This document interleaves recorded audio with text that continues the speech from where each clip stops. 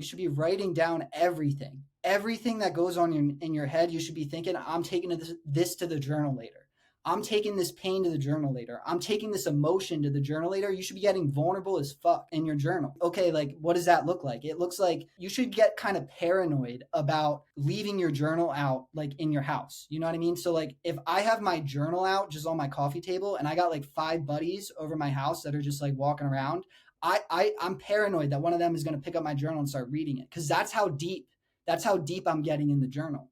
And as a result, I've been doing that for like 6 years. And as a result, I have a pretty good idea of like exactly like what I want to do in my life, like who I am. I talk about like this peak authenticity. A lot of that was built off of journaling every single day. Taking everything I was struggling with and bringing it to the journal. Because when you write it down, you hear it back in a second language. You're studying. You're studying. A lot of people aren't studying.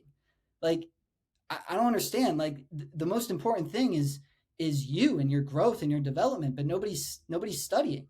Nobody's like right. Nobody's curious about how they feel. Nobody's curious about the anxiety they've been dealing with. Like a lot of people DM me, bro, on Instagram, and they're like, "Yeah, dude, like I have this anxiety, and like, can you help me out?" I'm like, "Yeah, dude, like tell me more about your anxiety.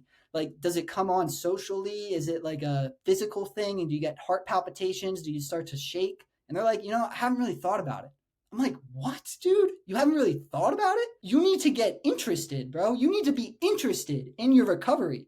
You need to be interested in what you're struggling with, or this is never going to work. It's not just going to happen. Like a lot of people think this is just going to happen.